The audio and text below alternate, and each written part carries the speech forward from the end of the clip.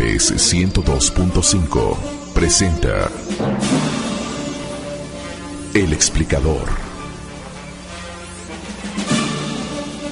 con Enrique Ganem y María de Los Ángeles Aranda. Un viaje a través del fascinante mundo de la ciencia y la tecnología. El Explicador. Este día en El Explicador, martes de un solo tema. Como siempre, una sola idea, todos los martes por orden de usted, hoy aquí en El Explicador. Buenas noches, es martes 16 de agosto de 2011, los saludamos María de Los Ángeles Aranda y Enrique Ganem y le tenemos, como siempre, lo que usted pide. Este año se recuerdan, no se festejan, no se celebran, se festejan los 60 años del inicio del peor conflicto bélico de toda la historia. La Segunda Guerra Mundial es con mucho el conflicto que más gente ha destruido y el que más vidas ha afectado. Ya se lo he dicho antes. Todavía ahora hay muchos individuos que viven con las consecuencias de la Segunda Guerra Mundial.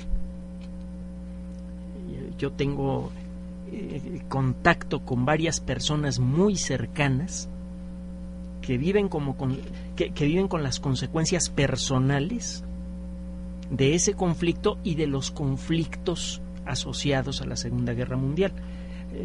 Las circunstancias políticas, ideológicas, económicas que dispararon la Segunda Guerra Mundial también tienen que ver con otros conflictos muy cercanos, como la invasión japonesa a Manchuria, como la Guerra Civil Española, etcétera, etcétera.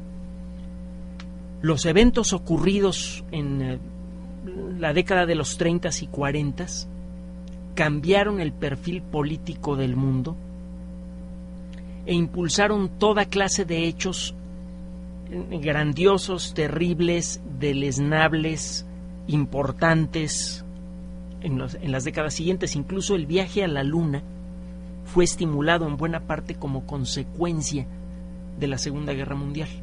De alguna manera, la Segunda Guerra Mundial disparó el proceso de desarrollo de los cohetes. Eso no significa, por cierto, ya lo reflexionaremos en otra ocasión, que la guerra sea necesaria para disparar el desarrollo tecnológico. De hecho, los procesos de desarrollo tecnológico que se han disparado en épocas de paz han sido mucho más fructíferos y llegan más rápidamente al mundo civil.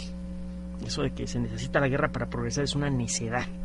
Pero bueno, el mapa político que quedó al final de la Segunda Guerra Mundial involucró un conflicto entre superpotencias que estimuló el desarrollo de la cohetería, primero con fines militares y luego, por cuestiones ideológicas también, se hizo el desarrollo civil de los cohetes tripulados. Y apareció la carrera espacial y vino la llegada a la Luna. En todas las actividades humanas siempre hay pequeños momentos, pequeños en el tiempo, pero grandes en sus consecuencias. Lo que sucede en ese intervalo pequeño puede cambiar por completo el rumbo de la historia. A lo largo del recuento de todas las guerras de la historia, usted puede encontrar casos en donde un grupo pequeño de personas cambió por completo la situación de la historia de un país, de una región o del mundo. Los 300 espartanos que se enfrentan a 1.000.000 de persas y les ganan, bueno, no les ganan, se murieron los 300 espartanos, pero retrasaron tanto al ejército persa que fue posible derrotarlo. Ese es un buen ejemplo. En el mundo moderno, durante la Segunda Guerra Mundial hubo varias batallas decisivas. Por ejemplo, el sitio a Stalingrado fue crucial para detener el desarrollo bélico alemán. Lo mismo se puede decir de la batalla de Kursk. Pero probablemente de todas las batallas que se libraron en la Segunda Guerra Mundial, la más crucial de todas, o las dos más cruciales, se libraron en el aire. Una fue la batalla de Inglaterra, de la que tendremos que hablar en otra ocasión, y otra fue la batalla de Midway.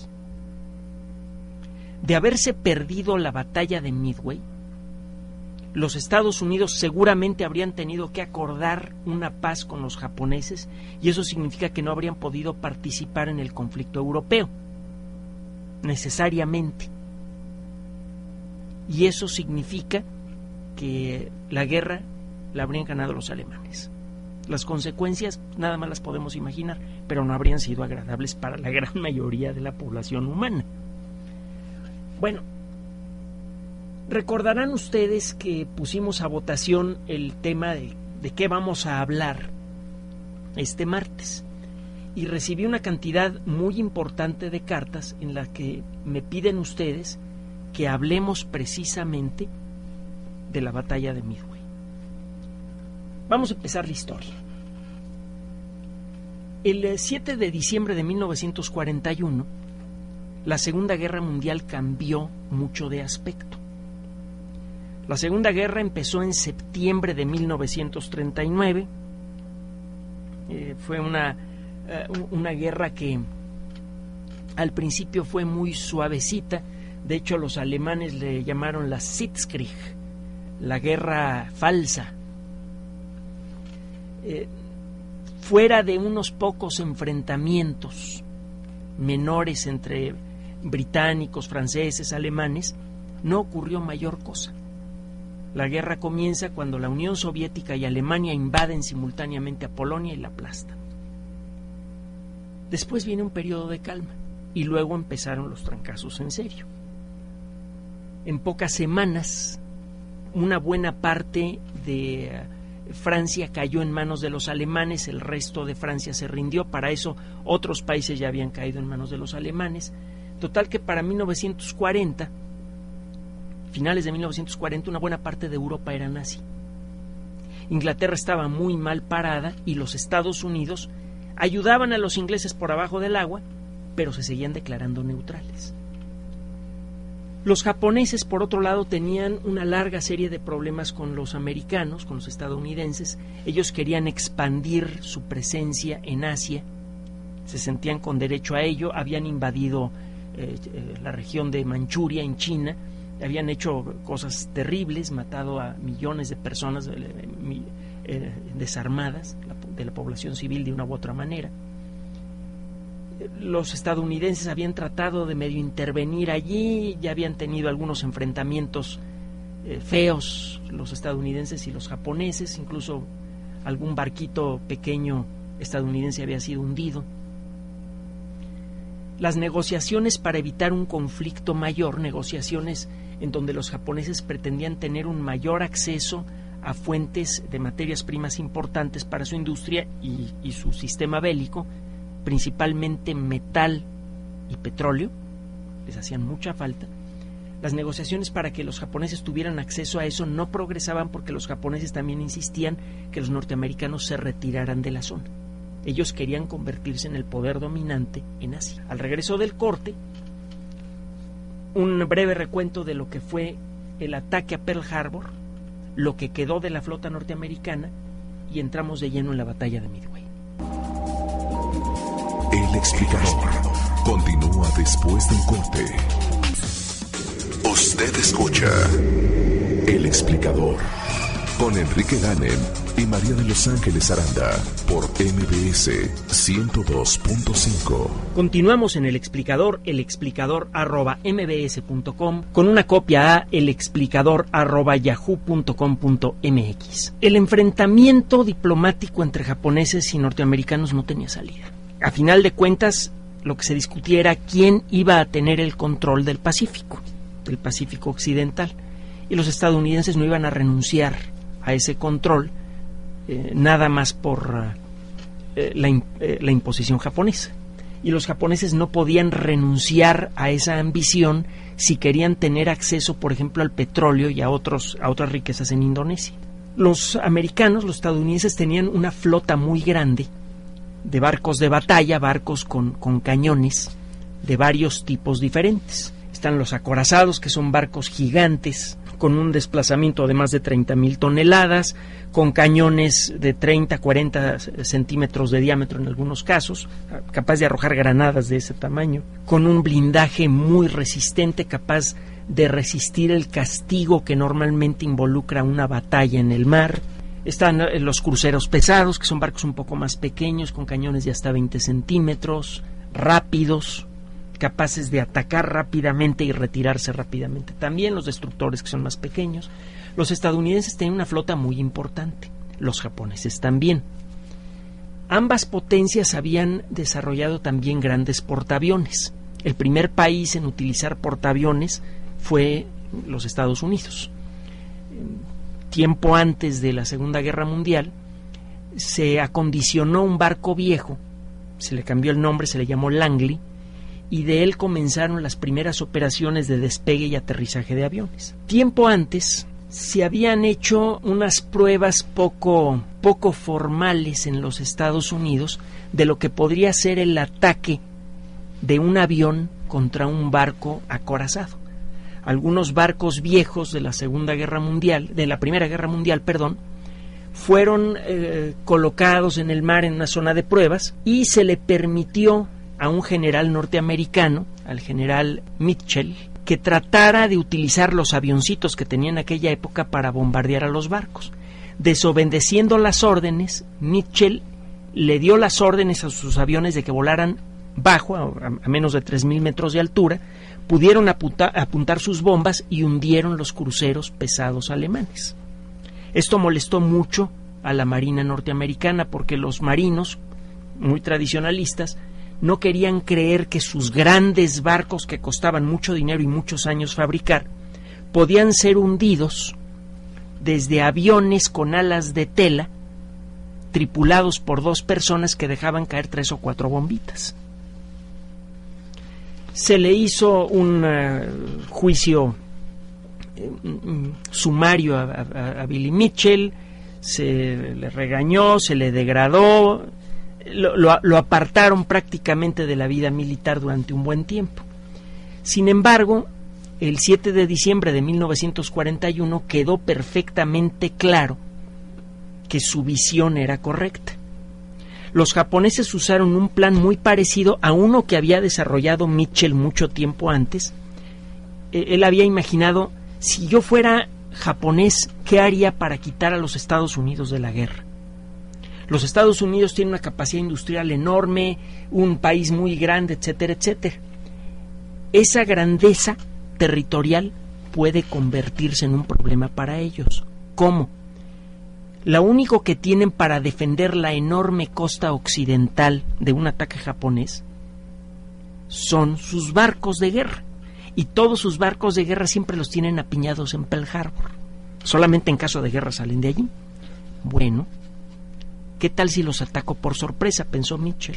Yo llego con portaaviones del otro lado de la isla, sin que nadie me vea, lanzo un montón de aviones y hundo todos los barcos que pueda antes que puedan salir. De hecho, si alguno de los barcos trata de salir, le doy la oportunidad de acercarse a la boca de la bahía de Pearl Harbor, que es una boca muy estrecha, y allí lo hundo.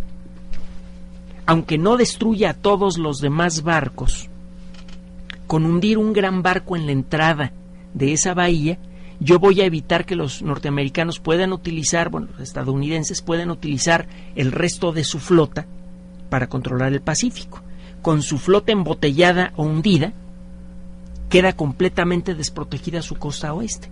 Y una de dos: o llegan a un acuerdo de paz conmigo, que sea ventajoso para ambas partes, o me meto a los Estados Unidos y veo hasta dónde puedo llegar. Ese era el plan de Billy Mitchell. Un plan muy similar, con algunas modificaciones importantes, fue desarrollado por el almirante Isoroku Yamamoto. Yamamoto había estudiado en los Estados Unidos, tenía un gran respeto por la capacidad técnica y cultural de ese país, y él sabía, al igual que Mitchell, que la única manera de ganarle una guerra a los Estados Unidos era con un golpe rápido y devastador. Era necesario eliminar por completo a la flota norteamericana. Se hace el ataque a Pearl Harbor y tiene un éxito devastador. todos los barcos importantes de guerra de los Estados Unidos quedaron dañados o hundidos, excepto los portaaviones que por accidente no estaban allí. Los portaaviones, que eran pocos en aquella época, los portaaviones norteamericanos, estaban fuera de lugar. Esto fue lo que realmente preocupó a Yamamoto. Por eso, al final de este asalto, que es narrado con bastante detalle en una película que se llama Tora, Tora, Tora, búsquenla, es muy buena película. En general está muy cerca de la realidad histórica de lo que fue el ataque a Pearl Harbor. Hay muy poco novelizado en esa película, algo atípico para una película hollywoodense. Y al final de este asalto, Yamamoto dijo que no estaban los portaaviones norteamericanos. Fue cuando se empezó a preocupar. Fue cuando dijo, ¿saben qué? Se me hace que todo el mundo está festejando la gran victoria. Él dijo, se me hace que lo único que hicimos fue despertar a un gigante dormido y lo llenamos con una decisión terrible, la decisión de atacarnos.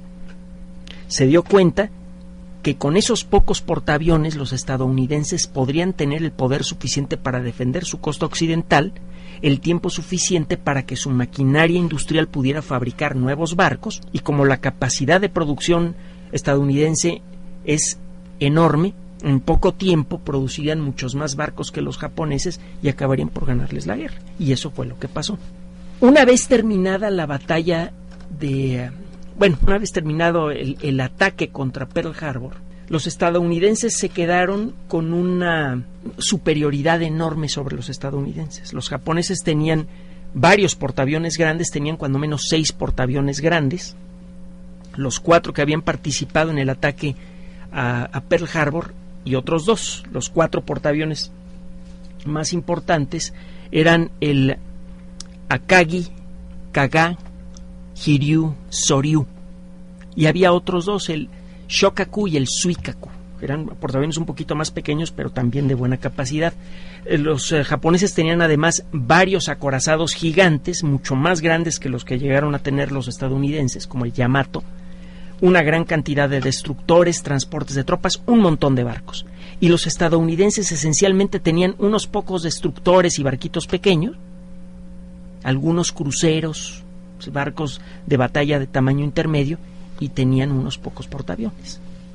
Al regreso, la batalla del Mar de Coral y la estrategia de la batalla de Midway. Usted escucha El Explicador, un universo de conocimiento. Regresamos. Está escuchando El Explicador con Enrique Ganem y María de Los Ángeles Aranda por MBS 102.5. Continuamos en El Explicador @mbs.com, con una copia a elexplicador@yahoo.com.mx. Mientras los cañones estaban disparando, mientras los aviones se ametrallaban y se tiraban bombas, un grupo pequeño de expertos en cuestiones de matemáticas y de comunicaciones trabajaba en un búnker de concreto sin ventanas con un calor de los 10,000 diablos en Midway. Este grupo de personas, en Pearl Harbor, que era el corazón de la flota norteamericana, donde estaban las instalaciones más importantes de la flota occidental de los Estados Unidos. Este grupo de personas se dedicaban a dibujar símbolos en el papel, se dedicaban a llenar hojas con símbolos matemáticos raros y se dedicaban a escuchar las transmisiones japonesas. Esas marcas que hicieron en el papel, basándose en matemáticas, resultaron en algún sentido más devastadoras que los cañones de todos los barcos que fueron hundidos en Pearl Harbor. De no haber sido hundidos los barcos norteamericanos en Pearl Harbor, quién sabe cómo habría ido la guerra. Las fuerzas japonesas eran mayores que las estadounidenses y los japoneses tenían grandes comandantes de mar que sabían, entendían cómo se debía llevar una guerra en el mar. la probabilidad de que los japoneses pudieran destruir una fracción importante de la flota estadounidense en 2 o 3 batallas era relativamente grande. De no haberse hundido la flota norteamericana en Pearl Harbor, habría salido al mar, habrían ocurrido enfrentamientos con los japoneses y quién sabe qué habría ocurrido. Al ser destruida la flota estadounidense, excepto los portaaviones, los estadounidenses tuvieron que concentrarse en los barcos que tenían y en desarrollar mejores estrategias. Y también tuvieron que hacerle más caso a esta gente que arrastraba lápices en Pearl Harbor. Esta gente comenzó a descifrar una pequeña fracción del código naval japonés. Podían descifrar aproximadamente el 10% de todos los mensajes que eran enviados entre los barcos y el comando principal. Pero eso resultó suficiente para darse cuenta que los japoneses estaban pensando invadir Australia. Y lo primero que tenían que hacer era ocupar algunas islas que se encuentran al norte de Australia, en una región que se llama el Mar del Coral. Los japoneses esperaban que después del ataque a Pearl Harbor, los barcos americanos se retirarían a la costa estadounidense para protegerla. Lo poco que les queda, lo lógico es que se lo lleven a sus costas para protegerlas. Entonces los japoneses dijeron, ya tenemos mano libre aquí en Australia, vámonos sobre Australia. Hubo algunos ataques sobre Port Moresby, un puerto importante situado al norte de Australia. Hubo movimientos importantes de barcos, y cuando los japoneses se preparaban para hacer un ataque más importante al norte de Australia para luego entrar, de pronto se aparecieron los norteamericanos cuando nadie los esperaba. Ya para esas alturas los japoneses se habían dado cuenta que los norteamericanos no iban a pelear una guerra tan lógica como ellos esperaban. Poco tiempo después del ataque a Pearl Harbor, de pronto aparecieron unos pocos bombarderos grandes, bombarderos B-25, que fueron bautizados como bombarderos Mitchell, en honor del caballero del que estuvimos hablando hace rato. De pronto aparecieron unos bombarderos Mitchell sobre Tokio y dejaron caer unas cuantas bombas.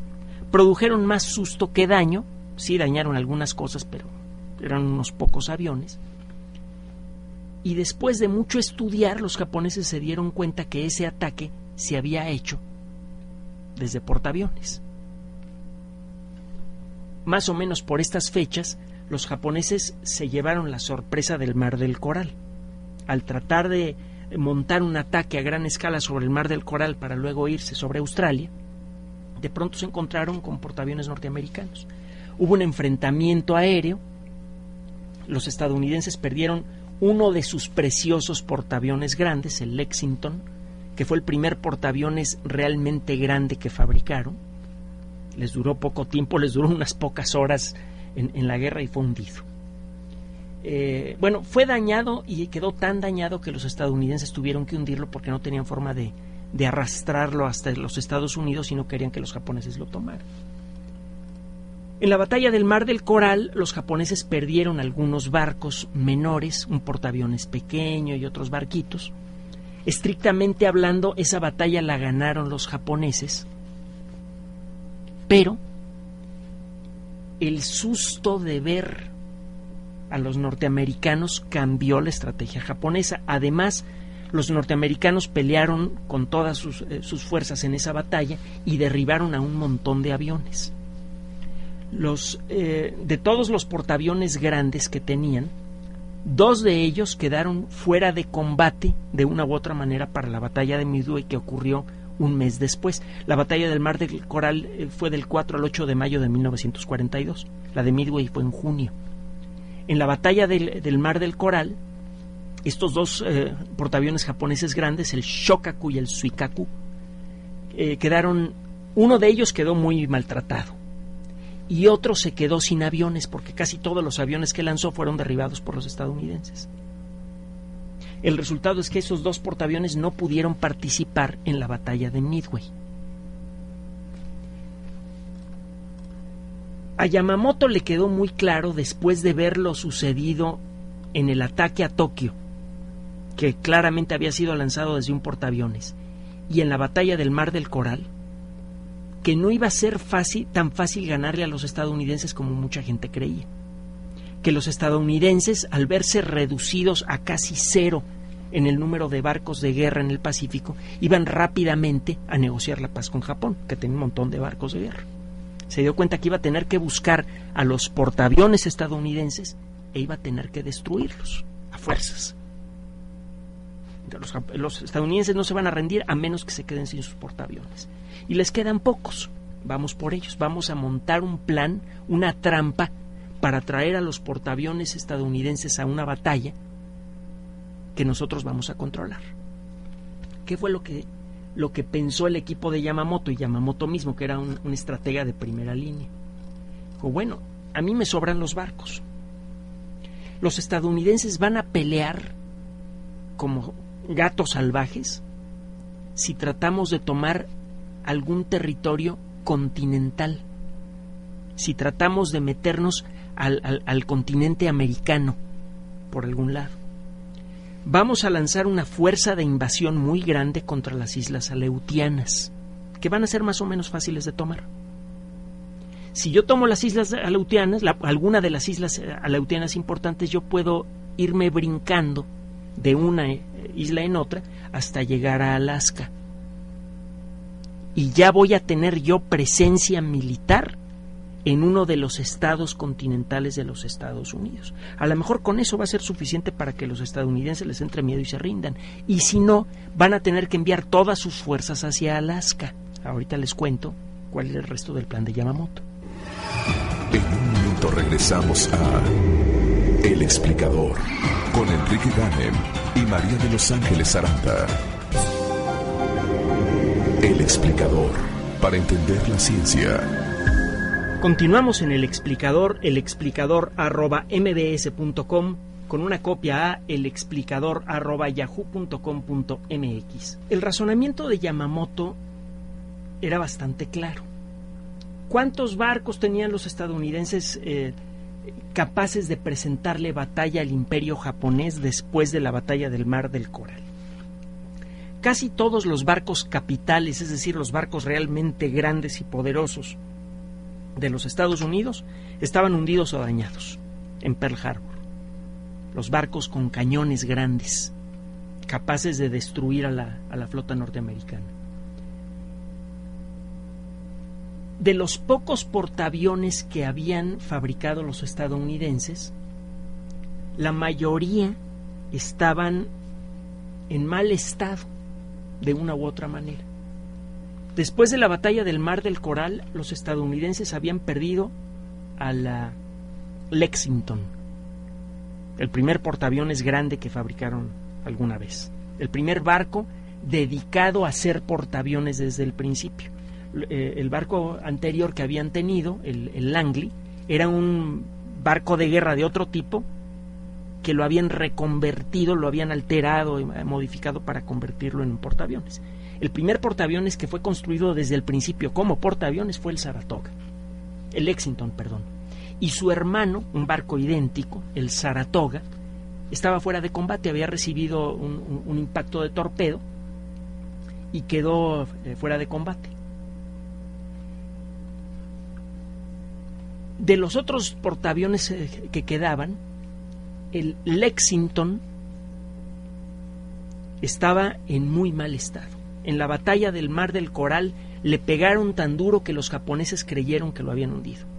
Estaba hecho trizas. Quedaban dos portaaviones en buen estado, el Hornet y el Enterprise. En la mente de los estadounidenses, de los japoneses, nada más había que hundir dos barcos más a los Estados Unidos para dejarlos ahora sí completamente desprotegidos en el océano y entonces sí poder o intentar una invasión al continente norteamericano o encontrar alguna vía diplomática para que los estadounidenses se rindieran de una manera diplomática, de una manera negociada. Entonces, ¿qué es lo que dicen los japoneses? Vamos a atacar las Aleutianas y vamos a dar la impresión de que nos vamos a meter por Alaska. A lo mejor nos metemos por Alaska. A lo mejor metemos una fuerza por Alaska y cuando los estadounidenses estén tratando de sacarnos de allí, nos metemos por abajo y llegamos directamente a San Francisco. No va a haber barcos para proteger los dos extremos de este país tan grande. Les quedan dos mugrosos portaaviones.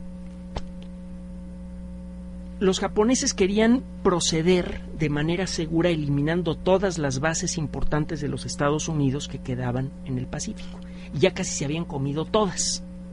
Les quedaban 2 bases navales importantes por destruir antes de tener libre acceso a la costa estadounidense. Quedaba una pequeña islita, un atolón, estas islas que tienen forma de anillo, un atolón pero que tenía una pista de aterrizaje grande, que tenía una cantidad importante de aviones y una cantidad importante de gente armada, que era la isla de Midway. Midway significa a la mitad del camino, y es que esa isla está más o menos a la mitad del camino entre el continente americano y el continente asiático, por eso los estadounidenses la llamaron así. Y la otra base importante que quedaba era Pearl Harbor. Si los japoneses lograban quitarse del camino a Midway, todo lo que tenían que hacer era lanzar un ataque concentrado a Pearl Harbor, aplanar el lugar, y entonces sí, ya tenían toda la costa occidental de los Estados Unidos para lo que ellos querían hacer. Yamamoto entonces lo que quería era conquistar Midway. Para ello lanza una flota muy grande de invasión hacia las Aleutianas. La intención era la de llamar la atención de los portaaviones norteamericanos para que fueran hacia allá. Están atacando territorio norteamericano, hay que defenderlo con lo que tengamos. Y de hecho eso es lo que habría ocurrido, Ahorita le voy a contar. Lanzamos ese ataque y mientras ellos están preocupados por Alaska, nosotros aplanamos Midway, que es un lugar chiquito, nos deshacemos de ese estorbo y entonces sí nos vamos sobre Hawái. Si los portaaviones norteamericanos se quieren regresar, nuestras fuerzas en Alaska los persiguen y los destruyen. Si logran escapar a esas fuerzas, nuestras fuerzas cerca de Hawái se van encima de ellos y los destruyen. Fácil. Lo que no contaba Yamamoto era con que los americanos estaban descifrando de una manera cada vez más precisa el código naval japonés y lograron darse cuenta que el objetivo de los japoneses, era atacar Midway. Eso permitió que el almirante Chester Nimitz, el jefe de toda la flota del Pacífico, pudiera montar un ataque por sorpresa con las poquitas fuerzas que tenía. Lo primero que ocurrió es que el Yorktown entró hecho pedazos a Pearl Harbor y presupuestaron varios meses para arreglarlo. Y en un desplante que se parece un poco al del capitán Kirk en Star Trek, le dijo a su gente: ¿saben qué? Tienen 15 días o 10 días, una cosa así, para arreglar lo que puedan del portaaviones y quiero que lo lancen al mar lleno de aviones, a ver cómo le hacen. Y la gente se puso a trabajar y tuvo listo al portaaviones. Con eso el número de portaaviones grandes con los que contaban los estadounidenses creció en un 50%. En lugar de 2, había 3. Algo con lo que los japoneses no contaban. Segundo, confiando en que se había descifrado correctamente el código japonés y confiando que los mensajes que señalaba la Midway como el lugar que se debía atacar eran correctos y no era un engaño elaborado de los japoneses, Nimitz mandó los 3 portaaviones que le quedaban a los Estados Unidos al noreste de la isla de Midway, a unos pocos centenares de kilómetros al noreste de la isla de Midway. La idea era, cuando los japoneses ataquen las islas Aleutianas, no vamos a reaccionar. Que la gente de allá se defienda, los vamos a reforzar y todo, pero los vamos a reforzar por tierra. No los vamos a ayudar, no tenemos con qué. Nos vamos a quedar esperando aquí en silencio a que los japoneses ataquen Midway.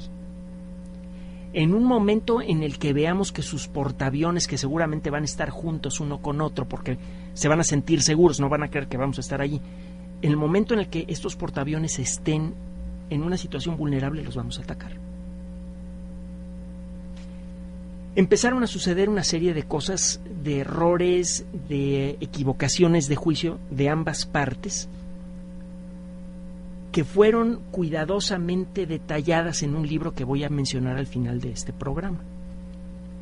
Estamos estableciendo ahorita lo que son las condiciones estratégicas previas a la batalla de Midway. En el último segmento de este programa vamos a narrar algo de esta batalla. Continuamos en El Explicador con Enrique Ganem y María de Los Ángeles Aranda.